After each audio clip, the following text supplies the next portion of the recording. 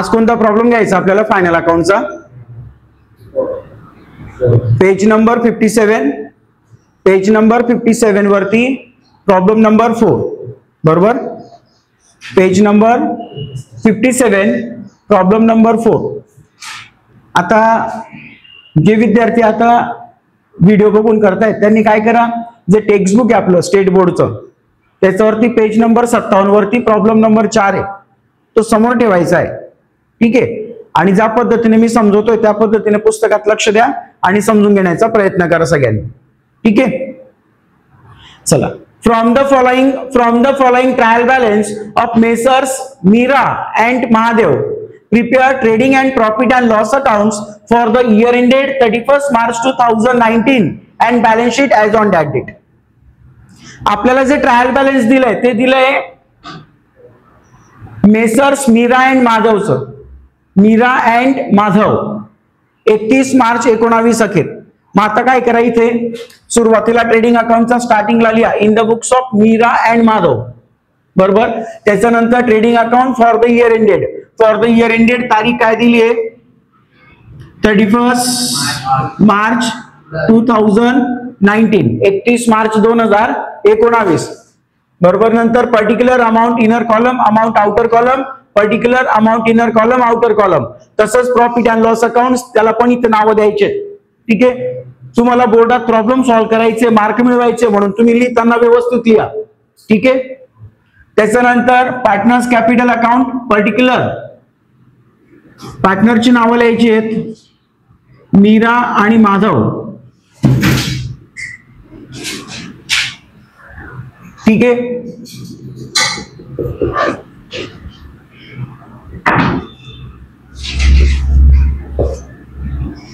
त्याचप्रमाणे balance sheet liabilities amount inner column, outer column, assets amount inner column, outer column. ठीक आहे. Columns तयार करून घेतले. चला. Trial balance. मग आपला रूल काय, ट्रायल बॅलन्स सगळ्यात आधी काय करायचंय, प्रॉब्लेम मध्ये जो ट्रायल बॅलन्स दिलाय तो पहिले आपण trading account, profit and loss account, partners capital आणि बॅलन्स शीट मध्ये काय करू, ट्रान्सफर करून घेऊ बरोबर.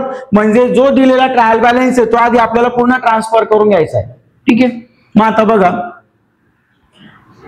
स्टॉक दिलाय 1 जानेवारी 2018 म्हणजे ओपनिंग स्टॉक. ओपनिंग स्टॉक कुठे लिहिणार, ट्रेडिंग अकाउंट डेबिट साइड. त्याच्यानंतर दिलाय डेप्टर्स, बोलत चला, assets, bill receivable, assets, purchase बरोबर ट्रेडिंग अकाउंटचा डेबिट साइडला. त्याच्यानंतर दिलंय रिटर्न. मग आता परचेस त्याचा खाली रिटर्न दिलंय ना, रिटर्न डेबिट साइड म्हणजे काय, सेल्स रिटर्न. डेबिट साइडला जे रिटर्न दिलंय ते सेल्स रिटर्न आहे, ते सेल्स मधून काय करणार, लेस करणार. त्याच्यानंतर कॅरेज इनवर्ड हा डायरेक्ट एक्सपेन्स आहे ट्रेडिंग अकाउंटचा डेबिट साइडला. कॅरेज आउटवर्ड हा इनडायरेक्ट एक्सपेन्स आहे profit and loss account debit side. नंतर दिलाय मोटर व्हेकल. मोटर व्हेकल याची नोंद करायची बॅलन्स शीटचा ऍसेट साइड. मोटर व्हेकल नंतर दिलंय जनरल एक्सपेन्स. मग जनरल एक्सपेन्स कुठे लिहिणार, प्रॉफिट अँड लॉस अकाउंटचा डेबिट साइडला. करेक्ट आहे. जनरल एक्सपेन्स नंतर एक्सपोर्ट ड्युटी, इम्पोर्ट ड्युटी असेल तर ट्रेडिंग अकाउंट, एक्सपोर्ट ड्युटी आहे profit and loss account. Advertisement 4800 रुपये प्रॉफिट अँड लॉस अकाउंटचा डेबिट साइडला. तिथे ना ब्रॅकेट मध्ये दिलंय फॉर 3 इयर्स. मग आता ते फॉर 3 इयर ज्यावेळेस आपण प्रॉब्लेम सॉल्व्ह करू त्यावेळेस ते आपण क्लिअर करू. नंतर दिलंय printing and stationery. Printing and stationery profit and loss account debit side. Drawings हा पर्सनल एक्सपेन्स आहे, ड्रॉइंगची नोंद करतात पार्टनर्स कॅपिटल अकाउंटचा डेबिट साइडला. ठीक आहे. त्याच्यानंतर दिलंय lease hold premises. Lease hold premises, premises म्हणजे ऍसेट्स, याची नोंद करायची बॅलन्स शीटचा ऍसेट साइडला. नंतर कॅश इन हँड ऍसेट्स आणि फर्निचर ऍसेट्स. करेक्ट. आता क्रेडिट साइड बघा ट्रायल बॅलन्स. ठीक आहे. जे पण व्हिडिओ बघताय त्यांनी पुस्तकात लक्ष द्यायचं सगळ्यांनी बरोबर. पुस्तकात लक्ष द्या आणि ज्याप्रमाणे आपण ट्रान्सफर करतो पहिले ट्रान्सफर कसं करायचं ते समजून घ्या. ठीक आहे. आता ट्रायल बॅलन्स क्रेडिट साइड बघा. बँक ओव्हरड्राफ्ट म्हणजे बँकेकडून घेतलेलं कर्ज. मग बँकेकडून घेतलेलं कर्ज बँकेला परत करणे ही काय आपली लायबिलिटी, याची नोंद करायची आहे बॅलन्स शीटचा लायबिलिटीज साईडला. बँक ओव्हरड्राफ्ट नंतर bills payable liabilities, creditors liabilities, sales trading अकाउंटचा क्रेडिट साईडला. आउटस्टँडिंग रेंट म्हणजे रेंट द्यायचं बाकी आहे कुठे liabilities side, correct. Unpaid wages म्हणजे मजुरी अजून द्यायची बाकी आहे लायबिलिटीज साइडला. कॅपिटल पार्टनर्स कॅपिटल अकाउंट आपण सेपरेट प्रिपेअर करतोय म्हणून कॅपिटल कुठे लिहिणार पार्टनर्स कॅपिटल अकाउंटचा क्रेडिट साइडला. आणि परचेस रिटर्न दिलंय, purchase return less from purchases मधून वजा करायचंय, या पद्धतीने ट्रान्सफर करायचंय ट्रायल बॅलन्स. ठीक आहे. त्याच्यानंतर ऍडजस्टमेंट दिलाय, क्लोजिंग स्टॉक दिलाय 32,000 क्लोजिंग स्टॉक. प्रत्येक ऍडजस्टमेंटची नोंद कमीत कमी 2 ठिकाणी करायची, 2 इफेक्ट होतील बरोबर. आता क्लोजिंग स्टॉक आहे ना, क्लोजिंग स्टॉक दिलाय 32,000. क्लोजिंग स्टॉकची नोंद कुठे करणार trading account credit side and balance sheet asset side. Provide provision for doubtful date 2,000. Provide provision for doubtful date ₹2,000 म्हणजे आरडीडी दिले 2,000 रुपये आरडीडी दिलेले आहे. ठीक आहे. मग आता 2,000 रुपये आरडीडी दिले ना, रिझर्व्ह फॉर डाउटफुल डेट आहे. आरडीडी काय करणार आपण less from debtors and transfer to profit and loss account debit side. Create reserve for discount on debtors वरती 3% डिस्काउंट दिलाय. मग आता डेप्टर्स वर जर 3% डिस्काउंट दिलं असेल तर डेप्टर्स मधून बोला डिस्काउंट काय करणार less from debtors and transfer to profit and loss account debit side. या सगळ्या ऍडजस्टमेंट आपण लिहिल्या आहेत, या तुमचा पाठ असल्या पाहिजे. त्याच्यानंतर दिलंय value of lease hold premises on 31 March 2019 ₹1 lakh. म्हणजे लीज होल्ड प्रिमाइसेसची 31 मार्च 19 ला व्हॅल्यू किती आहे 1 लाख रुपये बरोबर. आणि ट्रायल बॅलन्स मध्ये बघा प्रिमाइसेसची व्हॅल्यू किती आहे 1,10,000. म्हणजे प्रिमाइसेसची व्हॅल्यू ट्रायल बॅलन्स मध्ये 1,10,000 आहे बरोबर. आणि ऍडजस्टमेंट मध्ये 31 मार्च 19 ला प्रिमाइसेसची व्हॅल्यू किती राहिली 1 लाख. म्हणजे 10,000 रुपयांनी प्रिमाइसेसची व्हॅल्यू कमी होते. मग प्रिमाइसेस ही आपली ऍसेट्स आहे, 10,000 रुपयांनी ऍसेटची व्हॅल्यू कमी होते म्हणजे 10,000 रुपये काय आहे डेप्रिसिएशन आहे.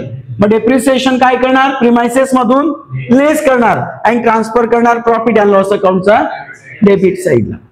नंतर दिले outstanding expenses printing and stationery 500 म्हणजे 500 रुपये प्रिंटिंग अँड स्टेशनरी आउटस्टँडिंग आहे, द्यायचे बाकी द्यावे लागतील, खर्च वाढेल आपला म्हणून प्रिंटिंग अँड स्टेशनरी मध्ये ऍड करा. आणि देणे बाकी आहे म्हणून त्याची नोंद करावी लागेल बॅलन्स शीटचा लायबिलिटी साइडला. समजतंय.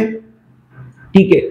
बघा सगळ्यात पहिले ना फायनल अकाउंट ज्यावेळेस तुम्ही सॉल्व्ह करा ना प्रॉब्लेम, तर फायनल अकाउंटचा प्रॉब्लेम सॉल्व्ह करताना सगळ्यात पहिले ट्रायल बॅलन्स वाचून घ्या, कोणतं अकाउंट कुठे ट्रान्सफर करावं लागेल ते समजून घ्या.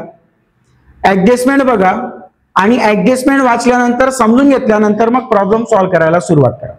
पण प्रॉब्लेम सॉल्व्ह करताना काय लक्षात ठेवणार ज्या आयटम्स रिलेटेड ऍडजस्टमेंट दिली असेल त्याची अमाऊंट इनर कॉलम मध्ये लिहायची आणि एक जागा सोडून द्यायची बरोबर.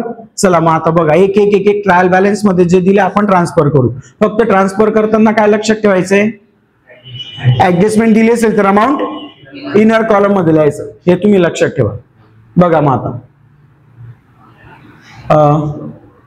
चला आता सुरुवात करू आपण. ठीक आहे. ट्रायल बॅलन्स मध्ये जे आयटम दिले ते ट्रान्सफर करायला जास्तीत जास्त 5 मिनिटं बरोबर. स्पीड मेंटेन करायची, स्पीड वाढवायची, हँड रायटिंग काही बघायची गरज नाही कारण की वेळेमध्ये तुमचा प्रॉब्लेम सॉल्व्ह झाला पाहिजे. ठीक आहे. चला बघा स्टॉक ऑन 1 एप्रिल 2018 25,000 बोला कुठे लिहिणार ट्रेडिंग अकाउंटचा डेबिट साइडला लिहा. ओपनिंग स्टॉक आउटर कॉलम मध्ये लिहायचंय डायरेक्ट 25,000. अमाऊंट एका खालती व्यवस्थित लिहा. नंतर दिलंय डेप्टर्स 80,500 80,500 रुपये. डेप्टर्स कुठे लिहिणार बॅलन्स शीटचा ऍसेट साइडला. मग सुरुवातीला फिक्स ऍसेट लिहिण्यासाठी जागा सोडून द्या, 4-5 ओळी. त्याच्यानंतर लिहा डेप्टर्स. अमाऊंट इनर कॉलम मध्ये किती अमाऊंट? 80,500, 80,500 रुपये. माझ्यासोबत लिहायचं सर्वांनी, ठीक आहे? जे ऑनलाईन आहे त्यांनी पण माझ्यासोबत लिहा. त्याच्यानंतर दिलंय बिल रिसिवेबल 10,000. बिल रिसिवेबल काय आपली ऍसेट्स आहे. डेप्टर्स नंतर 3 ओळी जागा सोडून द्या. आरडीडी ची पण ऍडजस्टमेंट आहे आणि डिस्काउंट ऑन डेप्टर्स पण दिलेला आहे. 3-4 ओळी लागतील या ठिकाणी. बिल रिसिवेबल किती बघा. Bill receivable 10,000. ऍडजस्टमेंट नाही, अमाऊंट आउटर कॉलम मध्ये लिहा. ऍडजस्टमेंट असेल तरच इनर कॉलम मध्ये लिहायची अमाऊंट. बिल रिसिवेबल नंतर दिलंय परचेस ₹2,08,500, 2,08,500. परचेसची नोंद करायची ट्रेडिंग अकाउंटचा डेबिट साइडला. 2,08,500 बरोबर. झालं लिहून. नंतर परचेस नंतर दिलंय आता रिटर्न. मग रिटर्न डेबिट साइडला दिलंय ना, मग डेबिट साइडला जे रिटर्न दिलंय ते सेल्स रिटर्न आहे. ते कशामधून वजा करणार? सेल्स मधून वजा करणार. मग ट्रेडिंग अकाउंटचा क्रेडिट साइडला लिहून घ्या बाय सेल्स आपण अमाऊंट नंतर लिहिणार. याच्यात वजा करा रिटर्न किती दिलंय? 1,000 दिलंय ना, मग 1,000 इथे मायनस करून घ्या. सेल्स लिहिल्यानंतर हे मायनस करून आपण आउटर कॉलम मध्ये लिहून घेऊ. पण जे आता आहे ट्रायल बॅलन्स मध्ये जे येतंय ते लिहित जायचंय. रिटर्न नंतर दिलंय कॅरेज इनवर्ड 3,000. कॅरेज इनवर्ड हा डायरेक्ट एक्सपेन्स आहे. याची नोंद करतो आपण ट्रेडिंग अकाउंटचा डेबिट साइडला, ठीक आहे? परचेस नंतर जागा सोडून द्या.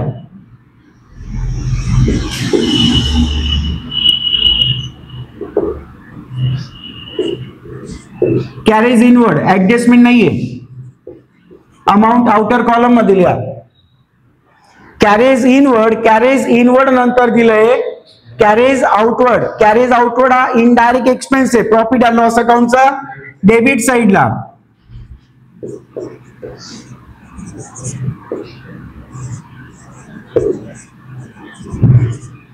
कॅरेज आउटवर्ड अमाऊंट किती दिली कॅरेज आउटवर्डची? 4,500, 4,500 रुपये. कॅरेज आउटवर्ड त्याच्यानंतर काय दिलंय? Motor vehicle 55,000. ऍसेट्स आहे आपली, फिक्स ऍसेट्स आहे.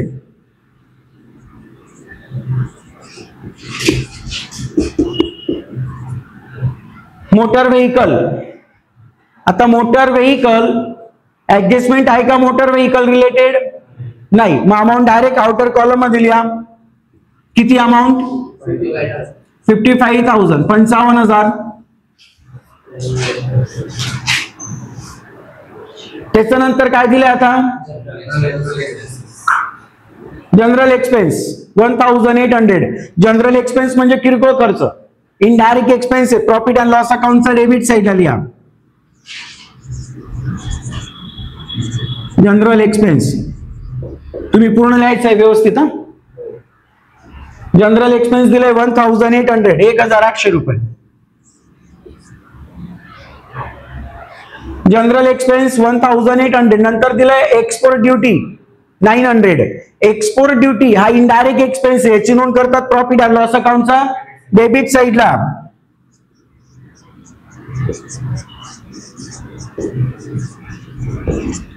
एक्सपोर्ट ड्युटी किती अमाऊंट? ₹900, 900 रुपये. एक्सपोर्ट ड्युटी त्याच्यानंतर दिलंय advertisement 4,800. Profit and loss account debit side. Advertisement amount inner column मध्ये लिहा. ऍडव्हर्टाइजमेंट दिलाय किती दिले अमाऊंट? 4,800. आता सगळ्यांनी व्यवस्थित लक्ष द्या बघा. ट्रायल बॅलन्स मध्ये बघा. ऍडव्हर्टाइजमेंट दिलंय 4,800 बरोबर. आणि ब्रॅकेट मध्ये काय दिलंय? For 3 year. म्हणजे 4,800 रुपये जे ऍडव्हर्टाइजमेंट आहे ते किती वर्षासाठी आहे? 3 वर्षासाठी ना. ऍडव्हर्टाइजमेंटचा जो खर्च दिलाय तो किती वर्षासाठी आहे? 3 वर्षांसाठी आहे, बरोबर. आणि स्टार्टिंग तारीख काय आहे? 1 ऑक्टोबर 18. ऍडव्हर्टाइजमेंट 4800 रुपये दिलाय 3 वर्षांसाठी, 3 इयर, बरोबर. आणि इयर कुठून स्टार्ट होतोय त्यांचा? 1 ऑक्टोबर 18 पासून. आणि आपण जे अकाउंट करतोय, आपण जे फायनल अकाउंट प्रिपेअर करतोय ते 18-19. 18-19 म्हणजे 1 एप्रिल 2018 ते 31 मार्च 19. म्हणजे आपली जी बॅलन्स शीट किंवा आपलं जे अकाउंट आहे ते 31 मार्च 2019 अखेरपर्यंतच आहे ना. मग यांनी जो ऍडव्हर्टाइजमेंटचा खर्च दिलाय किती? 3 वर्षाचा आहे, 4800 रुपये. पण आपण जे अकाउंट करतोय ते 18-19 करतोय. आणि 1 ऑक्टोबर 18 पासून तर इयर एंडिंग काय आपली? आपण जे अकाउंट प्रिपेअर करतोय त्याचं इयर एंडिंग आहे 31 मार्च 19. मग 1 ऑक्टोबर 18 पासून तर 31 मार्च 19 पर्यंत किती महिने होत आहेत? 6 महिने होत आहेत ना. 1 ऑक्टोबर 18 ते 31 मार्च 19 किती महिने झाले? फक्त 6 महिने. म्हणजे या वर्षाचा जो खर्च आहे तो फक्त 6 महिन्याचा आहे. मग 3 वर्षापैकी 6 महिन्याचा खर्च या वर्षाचा आहे, करंट इयरचा. मग उरलेला जो 2.5 वर्षाचा खर्च आहे तो का असेल? नेक्स्ट इयरचा असेल. म्हणजे तो प्रीपेड असेल, ऍडव्हान्स असेल. समजतंय? ऍडव्हर्टाइजमेंट आपण दिले 3 वर्षासाठी. दिलं कोणत्या तारखेला आहे? 1 ऑक्टोबर 18 ला. मग 1 ऑक्टोबर 18 पासून तर 31 मार्च 19 पर्यंत हे फक्त 6 महिने होत आहेत. म्हणजे करंट इयरला जाहिरातीचा खर्च फक्त 6 महिन्याचा आहे. उरलेल्या 2.5 महिन्याचा खर्च हा काय आहे? प्रीपेड आहे, बरोबर. मग तो प्रीपेड 2.5 वर्षाचा किती? मग ते कसं कॅल्क्युलेट करणार? तर 3 वर्षाचा आहे ना. मग आता बघा 3 वर्षाचे 4800 रुपये. मग एका वर्षाचे किती? बोला. अरे 16×48. 16×48 ना. म्हणजे एका वर्षाचा खर्च किती? 1600 रुपये. एका वर्षाचा 1600 रुपये ना. बघा 4800 डिवाइडेड बाय 3 करा, बरोबर. किती येईल? 1600. म्हणजे एका वर्षाचा खर्च किती? 1600 रुपये एका वर्षाचा ना. मग 6 महिन्याचा किती येईल? 800. म्हणजे 6 महिन्याचा जो खर्च आहे तो 800 रुपये. 4800 पैकी 6 महिन्याचे 800 रुपये. मग उरले जे 4000 रुपये हे 2.5 वर्षाचे आहेत, हे ऍडव्हान्स आहेत, प्रीपेड आहे. ठीक आहे. बघा 6 महिन्याचा जो खर्च तो आपल्याला आउटर कॉलमला पाहिजे. आणि 2.5 वर्षाचा जो खर्च आहे तो प्रीपेड आहे. तो प्रीपेड एक्सपेन्स काय करतो आपण? Less from expenses and transfer to balance sheet asset side. मग ऍडव्हर्टाइजमेंट मधून काय करा? लेस करा. लेस ऍडव्हान्स किती? 4000. म्हणजे 6 महिन्याचा जो खर्च आहे फक्त 800 रुपये तो आउटर कॉलमला जाईल, बरोबर. आणि ऍसेट साइडला लिहा ऍडव्हान्स ऍडव्हर्टाइजमेंट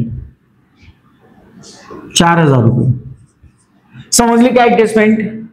ऍडव्हर्टाइजमेंटचा एकूण खर्च दिला तुम्हाला 4800 रुपये. पण 4800 रुपये हा 3 वर्षाचा आहे. मग 4800 रुपये 3 वर्षाचा आहे ना. ते एका वर्षाचे किती होतील? 1600 रुपये. मग आपल्याला प्रॉफिट अँड लॉस अकाउंट मध्ये किती खर्च घ्यायचा आहे? त्यांनी जो ऍडव्हर्टाइजमेंटचा खर्च दिलाय तो कोणत्या तारखेला? 1 ऑक्टोबरला. मग 1 ऑक्टोबर पासून तर 31 मार्च पर्यंत किती महिने होत आहेत? 6 महिने. म्हणजे यावर्षी जो खर्च आहे तुमचा ऍडव्हर्टाइजमेंटचा तो फक्त 6 महिन्याचा आहे. मग उरलेल्या 2.5 वर्षाचा जो खर्च आहे तो प्रीपेड आहे.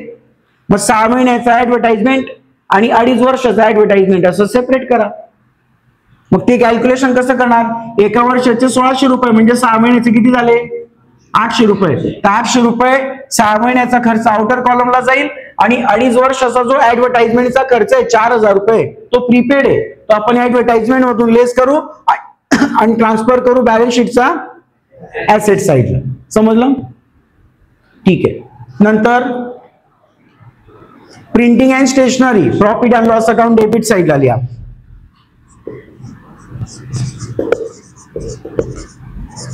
Printing and stationery amount inner column मध्ये लिहा. ऍडजस्टमेंट आहे 1200 रुपये.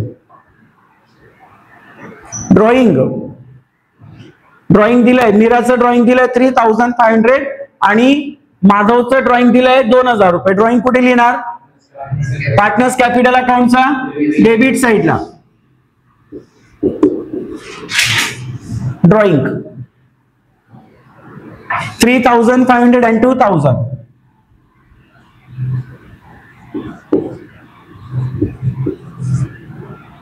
$3,500 and 2000. नंतर दिलंय lease hold premises. Lease hold premises asset साइडला. ऍडजस्टमेंट आहे का? आहे. अमाऊंट इनर कॉलम मध्ये लिहा.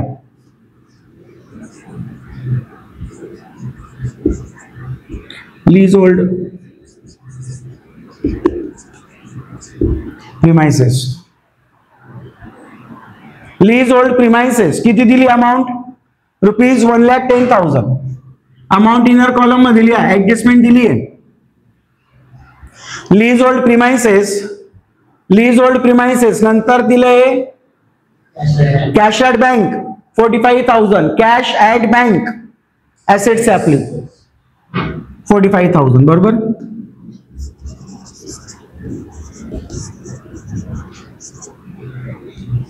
Cash at bank ₹45,000. Cash at bank नंतर दिलंय फर्निचर ₹8,300. ऍसेट्स आपली. फर्निचर रिलेटेड ऍडजस्टमेंट नाही ना. लीज होल्ड प्रिमाइसेस नंतर जागा सोडून द्यायची आहे. फर्निचर, फर्निचरची अमाऊंट दिली. किती दिली आहे? 8,500 का 300? नक्की 8,300. 8,300 correct. Trial balance debit side झाली ट्रान्सफर. आता ट्रायल बॅलन्स क्रेडिट साइडला बघा. Bank overdraft 5,000. बँक ओव्हरड्राफ्ट काय आपली? लायबिलिटीज. 4-5 वेळी जागा सोडून द्या कॅपिटल लिहायला. Bank overdraft, bank OD, bank overdraft amount दिली आहे 5,000. 5,000 अमाऊंट आउटर कॉलम मध्ये लिहा. बँक ओव्हरड्राफ्ट, बँक ओव्हरड्राफ्ट नंतर काय दिलंय? बँक ओव्हरड्राफ्ट नंतर दिलंय बिल्स पेबल 12,500 रुपये. लायबिलिटीज आहे 12,500. बिल्स पेबल नंतर क्रेडिटर्स 68,000. क्रेडिटर्स बोला बरोबर. ऍडजस्टमेंट नाही. Amount outer कॉलमला 68,000. क्रेडिटर्स 68,000. क्रेडिटर्स नंतर सेल्स 3,25,000. सेल्स याची नोंद करतो आपण ट्रेडिंग अकाउंटचा क्रेडिट साइडला. 3,25,000. 3,25,000. या 3,25,000 मधून 1,000 रुपये सेल्स रिटर्न वजा करा आउटर कॉलमला. बरोबर 3,24,000 झालं सगळ्यांचं लिहून. नंतर आउटस्टँडिंग रेंट म्हणजे 2,000 रुपये रेंट द्यायचं बाकी. द्यायचं बाकी लायबिलिटीज आपली. लायबिलिटीज साइडला लिहा.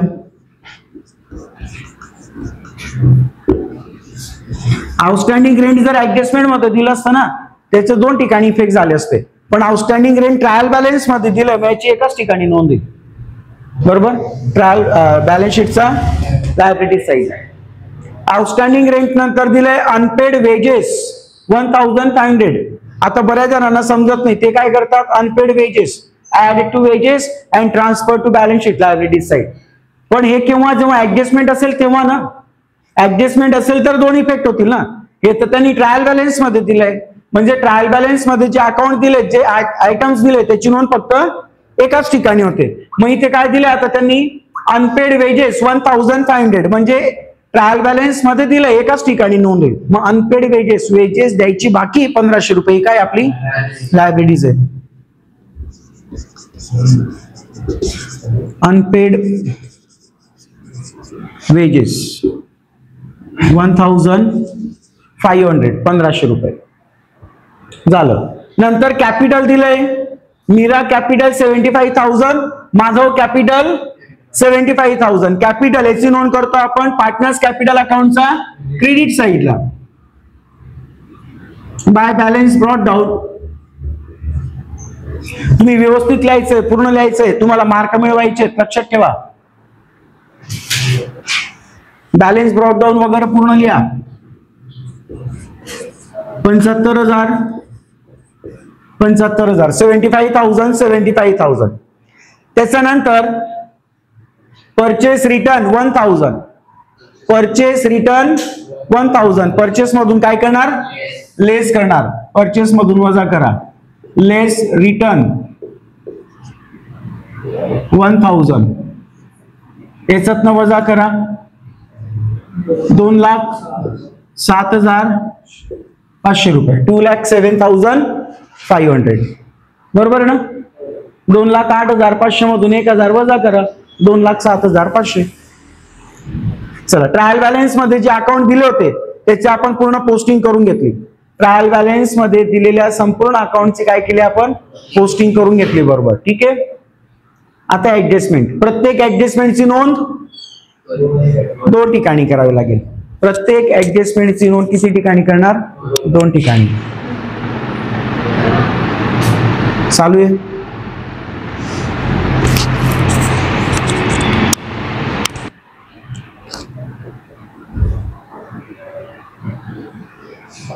बघा सगळ्यात पहिली ऍडजस्टमेंट बघा काय दिली आहे, closing stock. Closing stock is valued ₹32,000. Closing stock दिले 32,000. आता क्लोजिंग स्टॉकची नोंद किती ठिकाणी करणार, 2 ठिकाणी. बरोबर. क्लोजिंग स्टॉकची एक नोंद कुठे करतात, ट्रेडिंग अकाउंटचा क्रेडिट साइडला, आणि दुसरी नोंद कुठे करणार, बॅलन्स शीटचा ऍसेट साइडला. लिहा मग closing stock.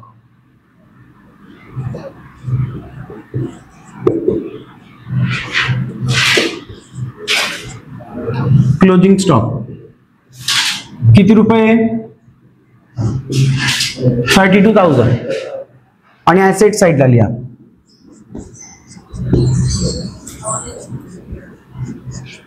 Closing stock 32,000 32,000. Closing stock त्याच्यानंतर दिलंय adjustment number 2, provide provision for doubtful date 2,000. Provision for doubtful date 2,000 रुपये आरडीडी दिलाय. 2,000 रुपये आरडीडी. आरडीडी आपण डेप्टर्स मधून काय करतो, लेस करतो. मग डेप्टर्स मधून लेस करा, लेस आरडीडी. किती पर्सेंट आहे, 3% ना, 2,000 आहे. 2,000 याच्यात वजा करा 0,05 78,500 रुपये. ठीक आहे. अमाऊंट इनर कॉलम मध्येच लिहा. अजून ऍडजस्टमेंट आहे. 2,000 रुपये आरडीडी आपण डेप्टर्स मधून वजा केली म्हणजे ऍसेट्स कमी होते, लायबिलिटीज कमी होते, सॉरी ऍसेट्स कमी होते. ऍसेट्स कमी होते म्हणजे आपला लॉस. म्हणून आरडीडी ची दुसरी नोंद कुठे करणार, प्रॉफिट अँड लॉस अकाउंटचा डेबिट साइडला. प्रिंटिंगला जागा सोडून द्या. एक ओळ टू आरडीडी, याला म्हणतो आपण आरडीडी न्यू 2,000 रुपये. आरडीडी न्यू 2,000 रुपये. बरोबर. म्हणजे आरडीडी काय करणार, less from debtors and transfer to profit and loss account debit side. ठीक आहे. नंतर adjustment number 3, create reserve for doubtful, नाही sorry, create reserve for discount on debtors 3%. Discount on debtors 3% म्हणजे डेप्टर्स वरती 3% डिस्काउंट आहे.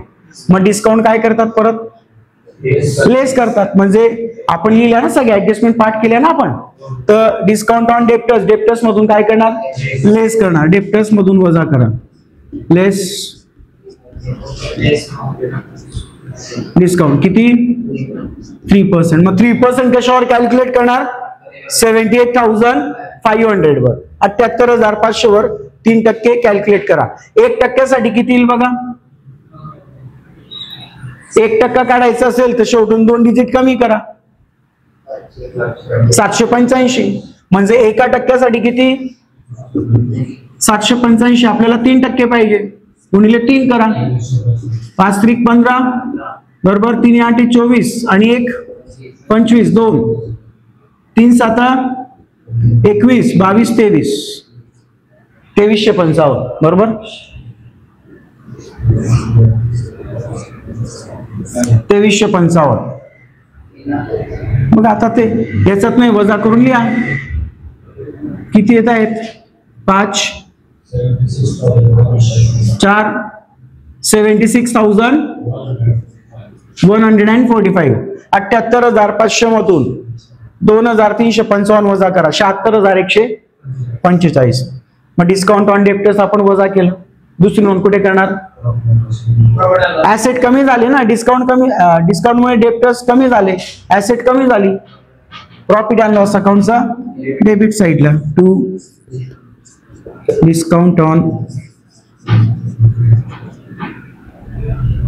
On debtors किती रुपये. 2,355. 2,355. 2,355. नंतर value of lease hold premises on 31 March 2019 rupees 1 lakh. म्हणजे 31 मार्च 1919 ला लीज होल्ड प्रिमाइसेसची व्हॅल्यू किती राहिली. फक्त 1 लाख रुपये. ट्रायल बॅलन्स मध्ये लीज होल्ड प्रिमाइसेसची व्हॅल्यू दिली होती 1,10,000 आणि 31 मार्च 19 ला या ऍसेटची व्हॅल्यू किती राहिली. फक्त 1 लाख रुपये. म्हणजे 10,000 रुपयाने व्हॅल्यू काय होते. कमी होते. व्हॅल्यू कमी होते म्हणजे ऍसेट्स कमी होते. लॉस आहे आपला. याच्यातनं काय करणार. लेस करणार. लेस डेप्रिसिएशन 10,000. आउटर कॉलमला 1 लाख रुपये. ऍडजस्टमेंट समजली का. लीज होल्ड प्रिमाइसेसची ट्रायल बॅलन्स मध्ये दिलेली व्हॅल्यू होती 1,10,000 पण 31 मार्च 19 ला या ऍसेटची व्हॅल्यू फक्त 1 लाख रुपयेच राहिली. म्हणजे 10,000 ने व्हॅल्यू काय झाली. कमी झाली. मग 10,000 रुपयांनी जी व्हॅल्यू कमी झाली तोच आपला डेप्रिसिएशन. ऍसेट्स मधून वजा करा आणि ट्रान्सफर करा प्रॉफिट अँड लॉस अकाउंटचा डेबिट साइडला to depreciation on premises.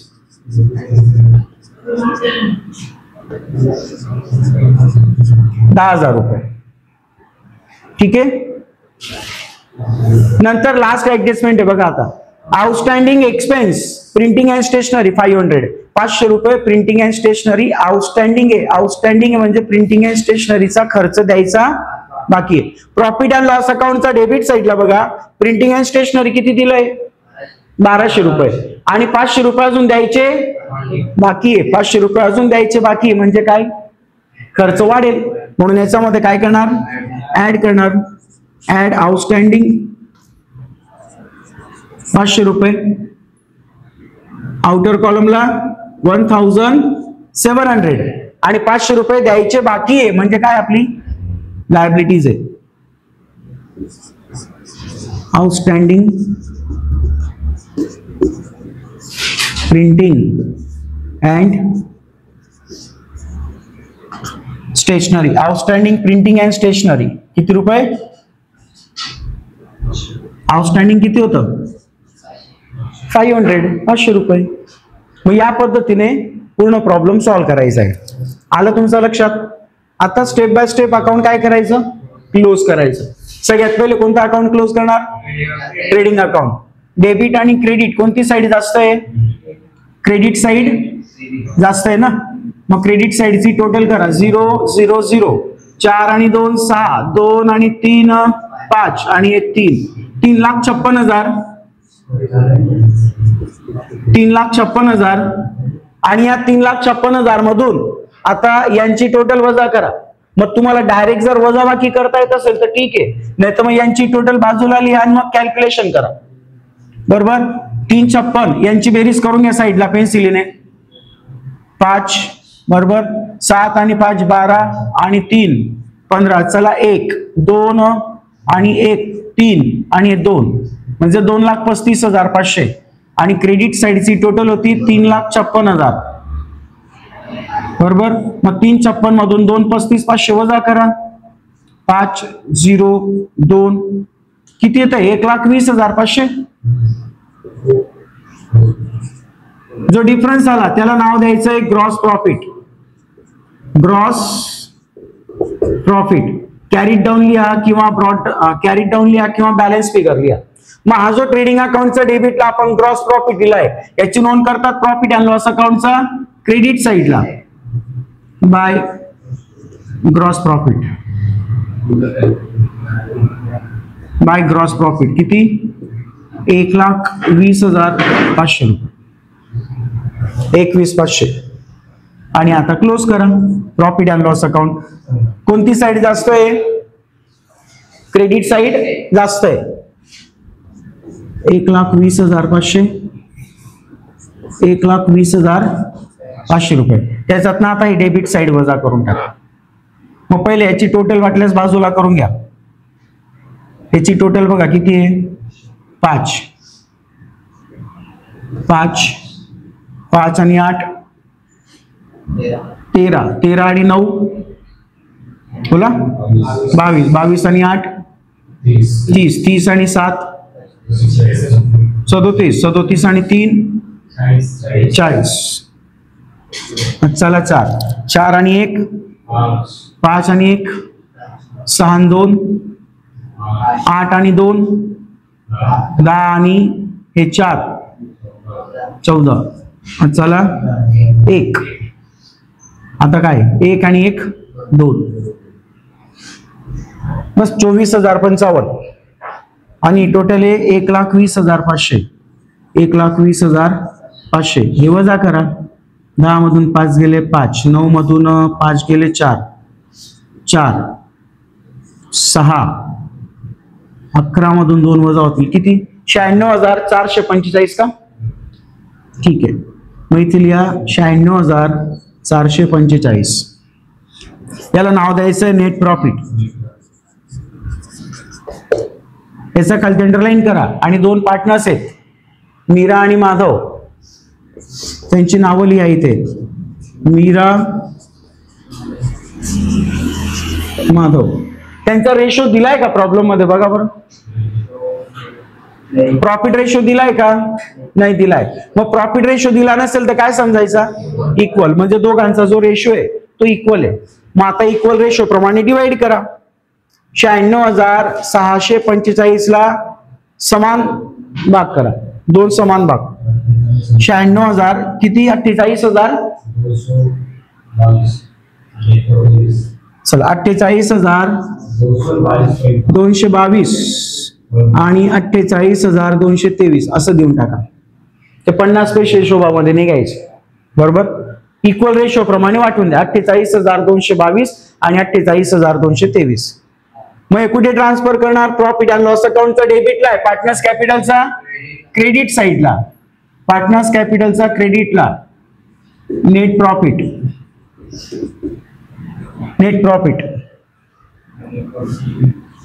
48,222 48,223. Capital close करा क्रेडिट साइड जास्त आहे 2 2 8 आणि 5 13 1 11 12 1,23,223 4 आणि 7 11 आणि 1 12 1,23,222 1,23,222 आणि 1,23,223. 1,23,223 मधून 2,000 गेले 1,21,223. 1,23,222 मधून 3,500 वजा करायचे तुम्हाला. बॅलन्स किती लिहिते 2 2 5 आणि 7 12 चला 1 3 आणि 4 9 9 9 ना 9 चला 1 1 किती 1,19,722. याला नाव द्या बॅलन्स कॅरीड डाऊन. आणि हा बॅलन्स कुठे जाईल बॅलन्स शीटचा लायबिलिटी साइडला कॅपिटल मध्ये. कॅपिटल अकाउंट नाव द्या इथे दोघांचे नाव लिहा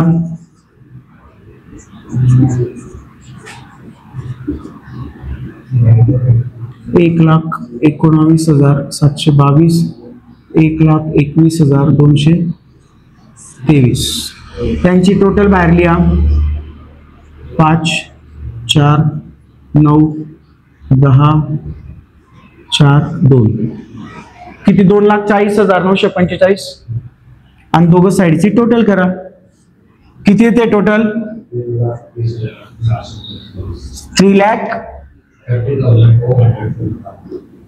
3,30,445. 3,30,445. दोघं साईडची टोटल इक्वल यायला पाहिजे.